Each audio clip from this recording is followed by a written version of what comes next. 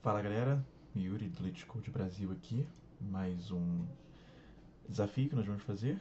Essa questão agora é a questão 242, Valid Anagram do LeetCode.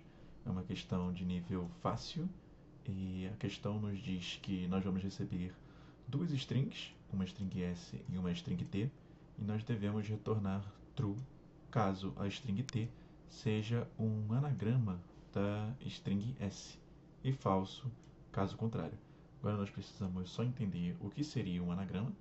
Nesse caso aqui ele nos explica que o anagrama é uma palavra ou uma frase que é formada quando a gente troca as letras, os caracteres daquela palavra ou daquela frase, troca essas letras de posição e cria assim uma nova palavra. E nós só usamos essas letras originais, né, as letras anteriores, exatamente uma única vez. Vamos passar por um exemplo aqui para entender um pouco melhor. Nesse primeiro exemplo que ele nos dá aqui, ele tem a palavra anagram e ele tem um A, dois A's, três A's aqui, um N, um G, um R e um único M. Beleza? E na segunda palavra, nossa string T aqui, ele também tem essa mesma quantidade, no caso, três A's aqui, um N, um G, um R e também um único M, e tem a mesma quantidade de caracteres, ou seja, eu não adicionei e não removi nenhum outro caractere. Então, por isso, essa palavra aqui e essa palavra aqui, né, o T é considerado um anagrama de S e nós devemos retornar true nesse caso. Já no segundo exemplo que ele nos passa aqui, nós temos a palavra rat, que tem o caractere R, A e T, e nós temos a outra string car, que tem os caracteres C, A e R. Então, por mais que S contenha os caracteres R e A, o T não contém o caractere T e a string S não contém o caractere C. Então, por isso nós devemos retornar temos o retorno aqui de falso. As constraints que essa questão nos passa, ela diz que a string S e a string T vão ter no mínimo um caractere dentro delas, então não tem a chance de nós recebermos esses dois caras aqui com vazio, uma string vazia, muito menos um valor nulo, então não é o que nós não devemos nos preocupar. E tem um máximo de caractere de 5 vezes 10 a quarta, beleza? E aqui também ele especifica que toda string S e toda string T que serão testados, elas vão ser testadas somente com letras minúsculas do inglês, ou seja, nós não vamos ter caracteres especiais, não, cedilha não vai existir os parênteses, colchetes, chave, vírgula, underline, hífen, ponto e vírgula, dois pontos, nenhum desses caracteres vão existir, somente inglês, letras do inglês que sejam minúsculas. Beleza? Então vamos partir aqui para o Miro, para nós entendermos um pouco melhor como nós podemos escrever essa solução, beleza? Então eu vou pensar aqui numa palavra, duas palavras no caso, né? Minha primeira palavra vai ser casa, então casa, e a segunda palavra vai ser cara. Acho que quando a gente olha, nesse caso aqui, né? Definitivamente essas palavras elas não são anagramas, por quê? Porque o S existe aqui, mas não existe aqui, e o R existe aqui, mas não existe aqui, beleza? Então a gente sabe que não é um anagrama. Mas se nós formos pensar numa lógica aqui de como identificar isso, como fazer um algoritmo para identificar isso, podemos pensar em colocar essas duas palavras aqui, colocar elas em ordem, certo? Então eu posso utilizar de uma função, certo? Para colocar essas palavras todas em ordem. Então no caso de casa eu teria A, C e S. E no caso de cara aqui eu teria A, C e R. E se eu verificasse se essas duas strings que eu criei elas são iguais, eu veria que não, e logo eu teria o meu retorno de falso para esse caso aqui, não seria um anagrama, beleza? Podemos implementar essa solução. Então eu vou partir aqui para a implementação. Simples, eu teria que somente retornar e o método built-in aqui do Python que transforma aquelas strings e coloca elas em ordem alfabética seria esse método sorted. O que esse método sorted aqui faz?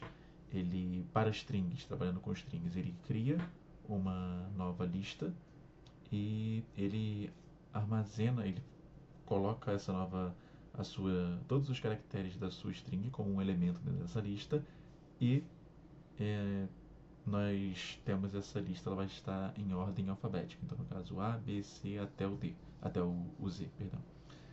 Então, nós podemos fazer a verificação aqui de S, se o sorted de S ele é igual ao sorted de T. Nesse caso aqui, nós também, tranquilo, nós teremos a comparação desses dois. Só vou rodar aqui para ver que essa função, esse algoritmo aqui que nós desenvolvemos, ele realmente funciona e realmente passa por todos os testes, beleza? Não é a melhor solução, porque nesse caso aqui nós temos um tempo de complexidade igual a n log n. Por que agora esse tempo de complexidade igual a n log n? Porque esse método do Python built-in ali por baixo dos panos, ele utiliza um algoritmo chamado de teamsort, que para os curiosos aí, esse algoritmo ele é uma mistura do merge-sort com o insertion sort, que são dois outros algoritmos para fazermos reorganização, né, para nós transformamos a nossa lista, a nossa string ali em ordem alfabética, colocamos a nossa lista em ordem ou alfabética ou em ordem crescente ou decrescente. E esse método aqui, por baixo dos panos, ele é executado com um tempo de complexidade aqui, O de n log n. Então, por isso que o nosso tempo de complexidade desse algoritmo que desenvolvemos é n log n. Beleza? Agora, vamos pensar se a gente consegue desenvolver um novo algoritmo aqui que tenha um tempo de complexidade um pouco menor. Se nós pensássemos, voltamos aqui para o Miro, e nós pensamos em talvez utilizar uma técnica bem comum para diminuir o tempo de complexidade, a gente tem um trade-off aqui que nós falamos que é uma troca. Enquanto nós podemos aumentar um pouco o uso da memória, nós podemos utilizar esse aumento da memória para diminuir nosso tempo de complexidade e acabar assim otimizando a nossa solução ali. Então, nesse caso, como eu quero otimizar e tentar transformar ela num tempo de complexidade linear, eu posso fazer uso, por exemplo, de um dicionário aqui no Python. E eu posso fazer uso do dicionário para quê? Para que eu crie esse dicionário baseado nessa minha primeira palavra. Então, no caso, eu crio um dicionário com as chaves que seriam os caracteres da minha palavra, certo? E seria o valor desse dicionário aqui, de cada chave, o valor que conteria seria a frequência que esse meu caractere aparece. Então, no caso aqui, eu teria o caractere C como chave e a frequência dele 1, porque ele já não existia. Eu poderia seguir aqui e verificar agora o caractere A, ele não existe, então eu vou adicionar ele aqui e adicionar com o valor 1. Vou verificar agora o caractere S, ele não existe, então eu vou adicionar o S aqui com o valor de 1. E eu vou verificar agora o caractere A, eu vejo que ele já existe ali e eu simplesmente adiciono mais um valor nele aqui. Dito isso, agora qual seria meu próximo passo para verificar se há um anagrama ou não? Eu teria que partir para a minha segunda palavra aqui. E qual seria a lógica que eu poderia seguir nesse caso? Verificar também de novo cada um dos caracteres dentro dessa nova string aqui e verificar se, por exemplo, esse C, ele existe dentro desse meu dicionário, certo? Se ele existir, sim, beleza, ele existe. Agora, essa quantidade de caracteres dele é maior do que 0? Se for, eu posso continuar, certo? Porque se ela for maior do que 0, isso quer dizer que a quantidade de caracteres de C ainda pode ser contada quando estiver passando por aqui. Se por um acaso ela for igual a 0 aqui, eu sei que eu cheguei num número limite, certo? No meu número limite de caracteres da minha primeira string. Quer dizer que a minha segunda string aqui que eu estou validando, ela ultrapassou a quantidade de caracteres C, por exemplo, nesse caso. Mas como só tem um C nesse caso aqui, eu vou simplesmente zerar aquele valor ali e partir para o próximo. Então agora eu vou verificar o A. O A existe aqui? Existe, beleza. Então eu vou diminuir um valor desse A aqui e agora eu vou partir para o próximo. O próximo é o R. O R, ele existe aqui? Não, não existe. Então por isso nós retornamos falso nesse caso. Agora vem um detalhe importante também, e uma questão, acho que simples, talvez até alguns já tenham identificado, que não faz sentido nós validarmos duas strings que não tenham o mesmo tamanho. Por quê? Porque se uma string, por exemplo, uma string igual nós tínhamos lá, ret, eu for validar com uma string, por mais que seja ret, eu posso validar com s, não faz sentido eu validar uma string que não tenha mesmos tamanhos. Por quê? Porque se essas três palavras aqui foram usadas e nessa daqui eu usei 4, quer dizer que no pior dos casos, no melhor cenário, essa string foi repetida ou está faltando algum caractere da minha primeira palavra nessa segunda aqui.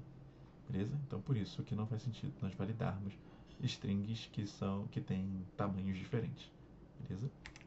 Então, voltando aqui, a primeira coisa que nós podemos fazer é fazer essa validação que nós acabamos de discutir aqui.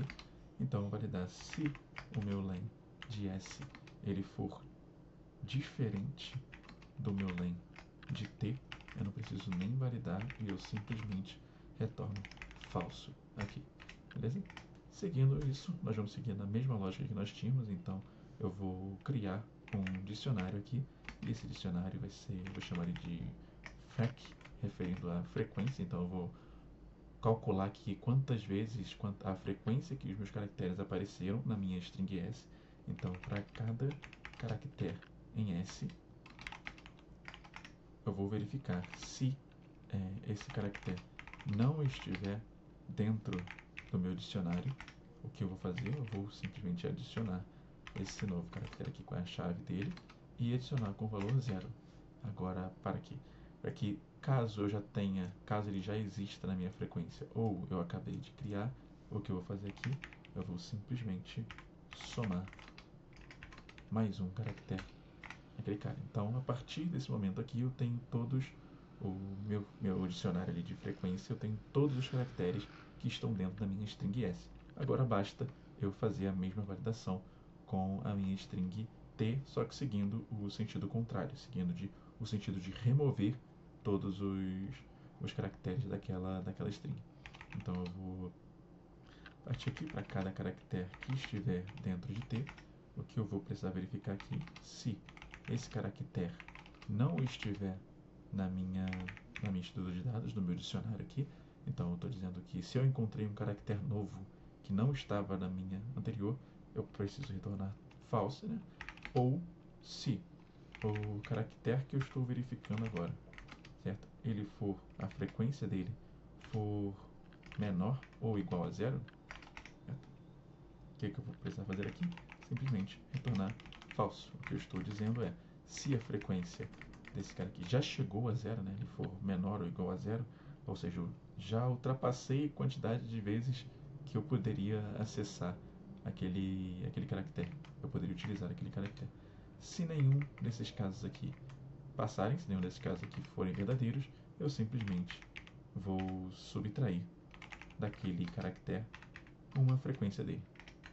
E ao final aqui, se passar por todo esse loop for aqui, esse segundo loop for, eu tenho certeza de que eu tenho um anagrama para aquela segunda palavra. Beleza? Então, se nós seguirmos aqui, ele vai passar nesses testes, e se eu submeter aqui também, nós vamos ter passando também com um tempo um pouco menor. Nesse caso, porque esse tempo ficou menor? Porque agora o nosso tempo de complexidade aqui, ele é um O de N, ele é linear, nesse caso é um O de 2n, mas como no Big O Notation nós não utilizamos constante, ele simplesmente é um O de n aqui para identificar que ele é um tempo de complexidade linear. E para o espaço, nós utilizamos, né, uma estrutura de dados aqui, um dicionário para armazenar os valores. Então, considerando que S e T têm tamanhos distintos, né, então S vai ter um tamanho de n e T vai ter um tamanho de m, temos que o espaço de complexidade vai ser um O de n, porque nós estamos fazendo o armazenamento dos caracteres de S, e esse tempo de complexidade aqui, ele vai ser um O de n, que seria o tamanho de S, e esse segundo aqui seria um O de m, seguindo o padrão do Big O Notation, que inputs diferentes têm que ser considerados com variáveis diferentes. Então, nesse caso, para melhorar aqui só o nosso tempo de complexidade, seria um O de n mais m, mas resumindo, é um tempo linear agora. Beleza? Então, obrigado pela atenção de todos. Amanhã a gente volta com mais um exercício desse. Valeu!